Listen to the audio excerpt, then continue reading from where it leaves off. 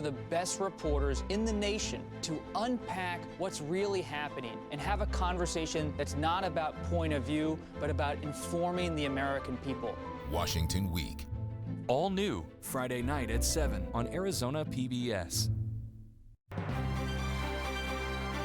From the Cronkite Studios in downtown Phoenix, this is Cronkite News. Tonight, federal talks about missing and murdered Indigenous people, the steps that could be soon taken to fight this public safety crisis. Plus, Arizona is experiencing extreme heat. What organizations are doing in the valley to help those in need during this hot summer season? And see how Arizona astronomers played a big role in capturing an image of a black hole. We tell you more about the efforts taken to look deeper into space. Cronkite News starts now. Good evening and welcome to Cronkite News on Arizona PBS. I'm Jessie Jopali. And I'm Matt Hoganson. Thank you for joining us. There's an increase in violence against Native American men and women on tribal land. Now, the U.S. Department of the Interior is working with tribal leaders to try and find solutions, especially when it comes to missing Indigenous people. Reporter Tanaya Williamson has more on what actions will be put into place. A Department of Justice study shows that 4 out of 5 Native American men and women have experienced some kind of violence in their lifetime. Arizona is home to 22 indigenous tribes. Yesterday, local tribal leaders and those from across the country met in the Gila River Indian community to address this public safety issue. Arizona has the 3rd highest counts of missing and murdered Indigenous women and girls, according to the Urban Indian Health Institute. This issue in particular led many to marches and advocating for change. It was part of the discussion yesterday among tribal leaders. These issues discussed today threaten the very safety and security of all of our tribal members. Domestic violence, missing and murdered Native Americans, and unsolved cold cases. Last month, Governor Doug Ducey signed House Bill 2570, which aims to gather more data on murdered Indigenous women. Governor Stephen Lewis mentioned sharing data as a solution to problems faced in Indian country. Common themes emerge, nonetheless, around allowing tribes to determine where resources are needed in their communities and to the need for better sharing of information and data. Sharing that information is only part of the issue. There also needs to be better communication to the non-Native community. There are a number of women in this community who have led by example, and very strong women. And Michelle Demert is one of those advocates that I spoke about earlier in the sessions. Michelle Demert traveled from Alaska to voice her concerns. 40% of our Native communities have no law enforcement in Alaska. According to Demert, that lack of resources leaves many people without help. We have no 911, so when we call for, in response to something that's happened in our communities, who appears? Often it's a tribal leader, and we have to wait hours, sometimes days, for a meaningful law enforcement response. Gila River Indian Community Governor Stephen Lewis says, while there's been progress, there's still a long way to go. We all agreed that more can and more must be done at all levels to break down those silos, to ensure we have comprehensive programs and policies to attack these issues. Governor Lewis said that he'll be reaching out to the president of the Salt River Indian community to start a dialogue on how tribal enforcement agencies can better share information to close those gaps. In the broadcast center, Tanaya Williamson, Cronkite News. Our state's representatives in Washington are asking the U.S. Army to expand a National Guard facility for training pilots in Pinal County. The Silver Bell Army Heliport serves as a training site for the Apache helicopter pilots. A letter signed by 6 Congress members, including Senators Kirsten Sinema and Martha McSally, say expanding the training site would only be a benefit. They say it could provide training to foreign allies as well as our own Army helicopter pilots. Governor Doug Ducey announced that women who have served in Arizona will be recognized during Arizona Women Veterans Week. It runs through June 15th. Ducey issued a proclamation and put out this video explaining the importance of women serving our country. We're also proud to be home to 50,000 women veterans. Arizona can never truly repay the debt we owe you, but we remain committed to honoring you, your family, and your service and sacrifice. The governor goes on to say that we can never repay our women veterans for all that they have done, but we will continue to support and invest in their health and well-being. In other big news here in the Valley, the temperatures just keep rising. Nikisha Johnson visited the Salvation Army cooling station to see what they are doing to help the community during the extreme heat. The Salvation Army sets up 12 heat relief stations across the valley whenever there is an excessive heat warning. They also have mobile hydration units out to get as many people as possible. Dozens of volunteers are at the heat relief station passing out waters, hats, sunscreen, and other things to keep cool. They also offer supplies for pets such as water bowls and food. New this year, they are allowing pets to come inside the air-conditioned relief stations. This year, we realized that a lot of homeless people and people in need won't seek services if they can't bring their pets in, because you can't, seek air conditioning and leave your dog outside. So the Citadel is one of our locations that's going to be pet friendly this year, so you can take your pet inside and, enjoy a cool afternoon. These heat relief stations usually are open from 11 to 5, again, only on days with excessive heat warnings. The Salvation Army is always looking for volunteers and donations of water. Live in the newsroom, Nikisha Johnson, Cronkite News. The Waters of the United States rule, sometimes called WOTUS, was created in the Obama administration. And, like many Obama-era rules, it was targeted for revision early in the Trump administration. The fight over WOTUS was back on Capitol Hill today, as Julian Paras reports from our Washington bureau. Everybody at today's Senate hearing agreed that we need clean water, but they couldn't agree on the best way for us to get there. It's a very complicated issue because you need to take into account all the different geographic changes throughout the country. For Pima County District Supervisor Richard Elias, the situation in southern Arizona is one reason why he supports strong federal oversight of the Clean Water Act and opposes Trump administration efforts to ease those rules. The Trump administration is proposing to eliminate the Clean Water Rule of 2015, which would eliminate protections for ephemeral rivers like the Santa Cruz, the Salt, the Gila River. Ephemeral waters was a key sticking point for opponents of the rule. It's a reference to waterways that sometimes go dry, areas that farmers and ranchers say were never intended to be included in the regulation. It's critical that the Trump administration expeditiously repeal the Obama administration's rule and issue a new lawful definition for waters of the United States. Farm states successfully sued to block the Obama rules, which did not take effect before Trump took office. The WOTUS rule is supposed to exempt farmers, but Barrasso and other witnesses at the Senate Committee on Environment and Public Works hearing cited horror stories of farmers facing fines when they tried to change crops. Supporters of the old rules say the Trump plan goes too far and would exempt many lands from the Clean Water Act, potentially threatening water tables and endangering downstream communities. There's been a lot of communities that have been poisoned by discharges from Air Force bases, military institutions, as well as the various mines and mineral exploration operations in the state of Arizona. Elias was only one of 3 witnesses at today's hearing. That included farm officials from Wyoming and North Dakota who support the Trump changes. But an Environmental Protection Agency website on the proposed rule has received more than 600,000 public comments on the proposal so far. In Washington, Julian Paras, Cronkite News.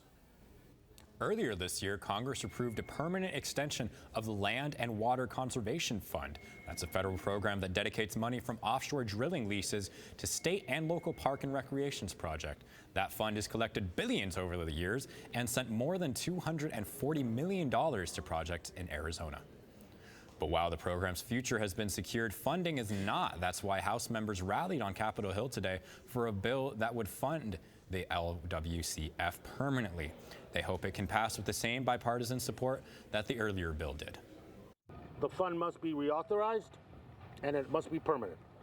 And then we can start talking about other things.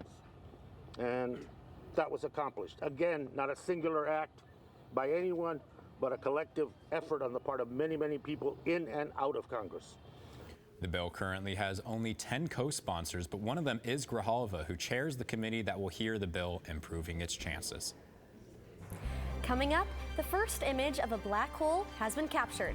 It took only 8 telescopes and a team of astronomers. See how Arizona astronomers play a huge role in the team known as Event Horizon. And a mystery blob on the moon has scientists scrambling to find answers. Cronkite Noticias is the Spanish-speaking division of Cronkite News, covering topics such as economics, education, sustainability, immigration, and border relations. Cronkite Noticias strives to serve the Spanish-speaking community in Arizona.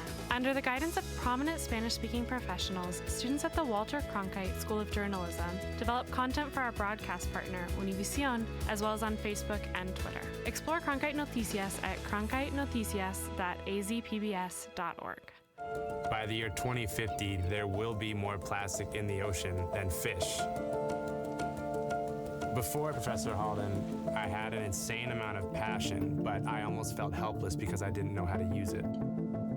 Professor Halden gave me a chance to make a difference. Being at a place like ASU allows you to take these big leaps. Ultimately, the biggest problems in the world cannot be solved alone.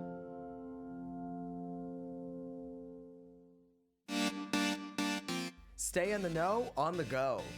At Cronkite News, we work hard to report the facts and keep you updated, whether we're on set or on the scene. Taking it from the studio to the field. So I'm here in South Phoenix. In Phoenix, we're just a click away. Follow us on Facebook and Twitter, or find us online at cronkitenews.azpbs.org. The first image of a black hole amazed the world in April, and some of the people who made it happen are right here in Arizona. Cronkite News reporter Alexis Ermanson caught up with them to find out more about Arizona's role. It took 8 telescopes from around the world to create the Event Horizon telescope that captured a black hole.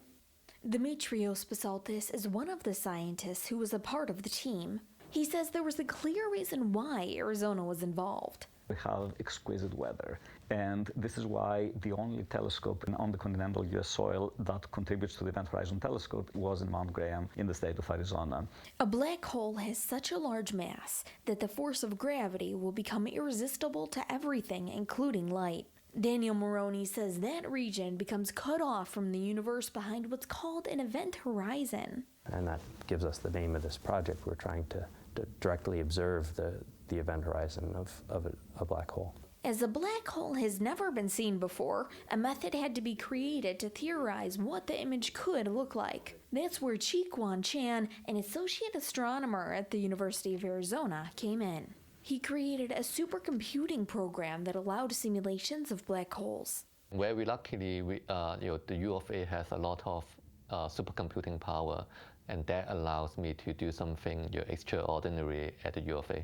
He used a hand device to see how a black hole could interact with nearby objects. The initial observations weren't picture perfect at first. We had all seen the very first raw data almost a year ago now, and before even the images, but just by looking at the numbers, we could tell that something big was going to be there. Moroney says that although the Event Horizon team saw the raw data in April 2017, they weren't able to share it to the world until the beginning of this April. The data processing task is actually quite large for this experiment, and it just took time to figure it all out. Basaltis says that during this time, the almost 200 members of the Event Horizon team had to keep quiet about their findings. But once the images were out, the team felt relief. Moroney says he was on a family vacation at the time. And I sat the whole day sitting by my computer watching these images get revealed and asking questions, and it was one of my favorite days of my entire career. It was just fantastic. In Tucson, Alexis Hermanson, Cronkite News. The black hole scientists captured was 55 million light years away in a galaxy known as M87.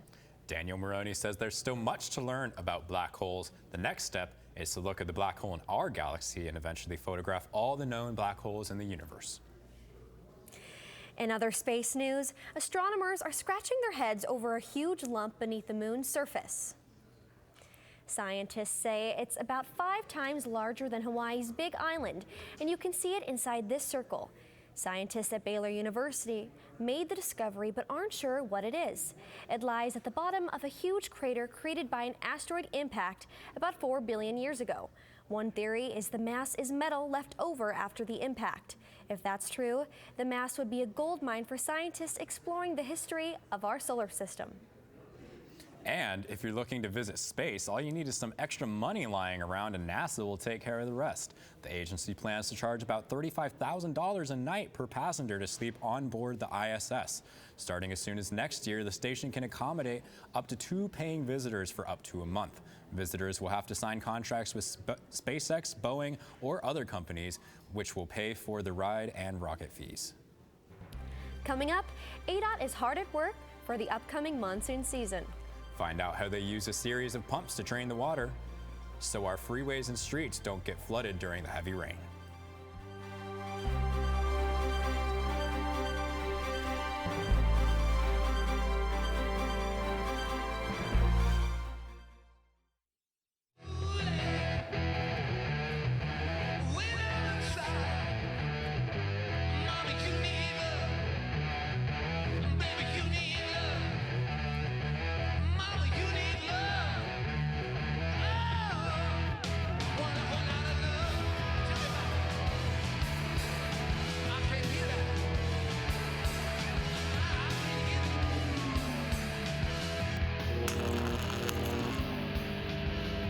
I'm Jose Cardenas, host of Horizonte.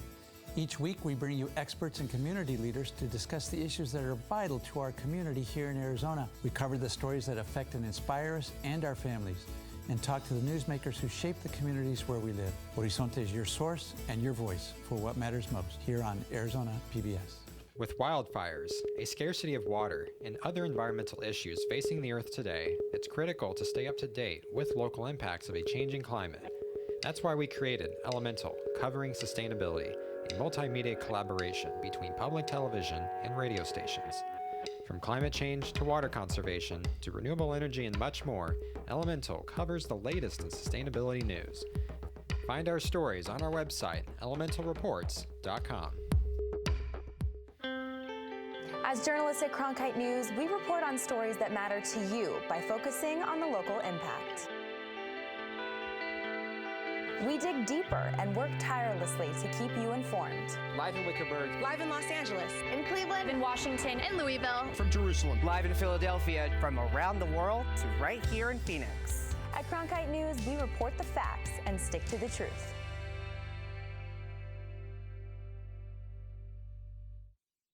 The monsoon season starts Saturday, and with those storms could come a lot of rain. That water's got to go somewhere. Cronkite News reporter Bane Froney got to explore how the highway pump system along the 101 freeway keeps the roads clear. Arizona Department of Transportation runs 59 pump stations on valley freeways.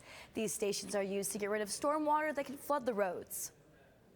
The stations are always ready for rain. It can happen at any time of the year, so we have to be ready on a year-round basis to have our pump stations up and ready to operate. Each pump can handle more than 12,000 gallons of water in 1 minute.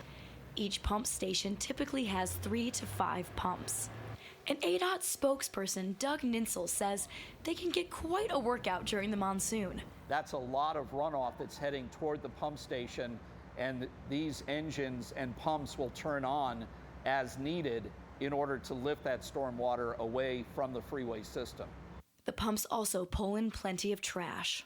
The buildup of litter can disrupt the flow of water to the pumps. That's where the hydrovac truck comes in. We're able to take the vacuum hoses and get it down 4 levels below ground level and actually vacuum out that gathered litter and debris. The truck uses a 600-foot-long jetting hose and can vacuum up more than 3,000 gallons of liquid, dirt, and litter. ADOT crews check the pumps and clear litter year-round to keep the highways clear and safe. Drivers and passengers can help by keeping their trash in their cars, not on the road. In the newsroom, Bane Froney, Cronkite News. We probably don't have to worry about rain on the roads this week. That's right, the extreme heat is what we're dealing with now. Here's Nikisha Johnson with the forecast. Currently, our temperatures here in Phoenix are 109 degrees. Don't worry though, we'll see those temperatures drop as we head into the night. Looking across the valley for tomorrow's highs, here in Phoenix as well as Tempe and Chandler, we will be hitting 112, while Scottsdale, Mesa, and Queen Creek will be getting 110. Other cities across the valley will range between those highs. For our daily planner tomorrow, 8 o'clock, we will hit 89 degrees. As we hit until noon, we will get to 106, and then at 4 p.m., we will hit 110. Looking at the next couple days, tomorrow we will hit 112 degrees with our lows being those high 70s. With the rest of the week, though, we will drop into 104 degrees with our lows still being those high 70s. So just try to make sure we check up on our neighbors and make sure everyone is safe while we're out in this hot, hot summer. Again, I'm Nikisha Johnson reporting for Cronkite News. Coming up, an Arizona product is making an impact on the field. Rattlers offensive line coach had a great career as a player. Now he's been shaping one of the best offensive lines in the IFL. We'll hear from him after the break.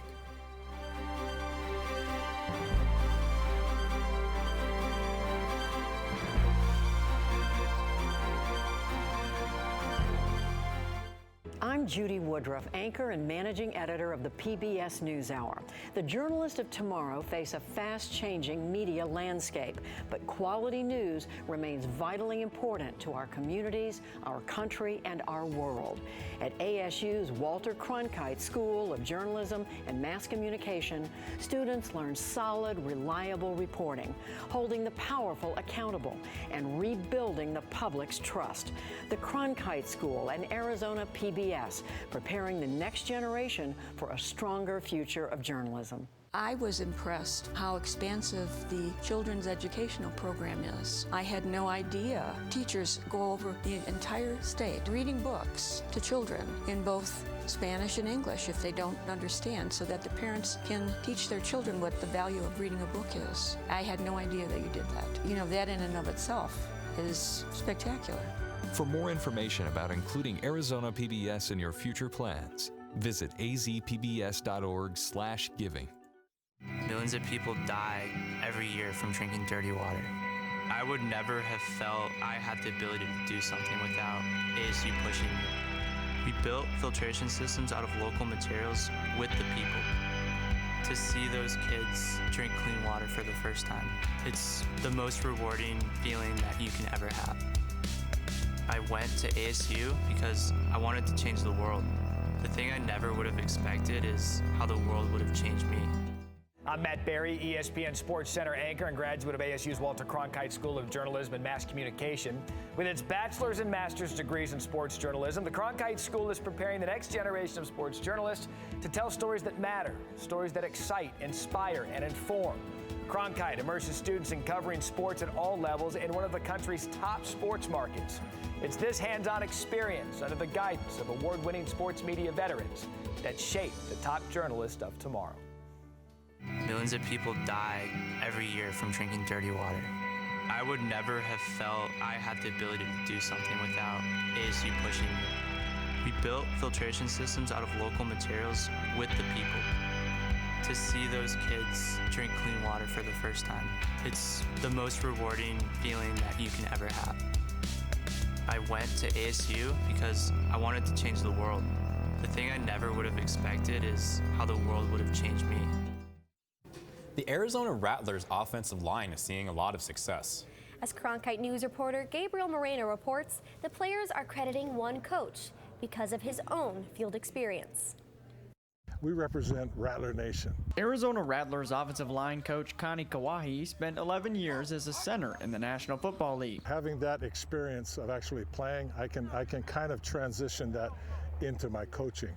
The Arizona State product spent the early portion of his coaching career in the Canadian Football League, but has since found his home in Arizona, now in his 12th season with the Rattlers. I tell you what, I couldn't imagine doing anything else. I love what I do. I'm real lucky to be able to do it. Here at Gene Autry Park at the Rattlers training facility is where offensive line coach Connie Kawahi hopes to breed his new championship caliber offensive line. He's played football in the NFL for a long time, and he was telling me that it's not about your size and weight because, I'm an old lineman, I got to be big, and, he's just instilled a lot of technique into me. Kawahi has led his unit to the top of the IFL in terms of rushing yards per game and sacks allowed. In doing so, Kawahi has earned the respect of his linemen. How hard-nosed he is, how real he keeps it. I mean, he never lies, he don't sugarcoat nothing. He gonna tell you how it is, and that's that. I respect somebody who can be blunt and honest with me. I can be mad then, but at the end of the day, I'm gonna take it more of a life lesson, and I take it as great coaching. Kawahi hopes that his coaching will continue to help his players grow and maybe get some of them a shot at the next level. In Mesa, Gabriel Moreno, Cronkite News. The Rattlers are currently undefeated, and they're hoping to win their second championship in 3 years. Cronkite News is proud to be the news division of Arizona PBS. Here's what's coming up on Arizona Horizon and PBS NewsHour. On the next Arizona Horizon, we will hear about a sweeping new plan for innovation along the U.S.-Mexico border and how even mundane activities can zombify or hijack our brains and emotions. Next Arizona Horizon. I'm Judy Woodruff. On the next NewsHour, Amna Nawaz takes us to both sides of the U.S. southern border as a record number of families cross from Mexico. That's Wednesday on the PBS NewsHour. That's it for Cronkite News tonight. Thank you for joining us. For top Arizona stories anytime, go to cronkitenews.azpbs.org.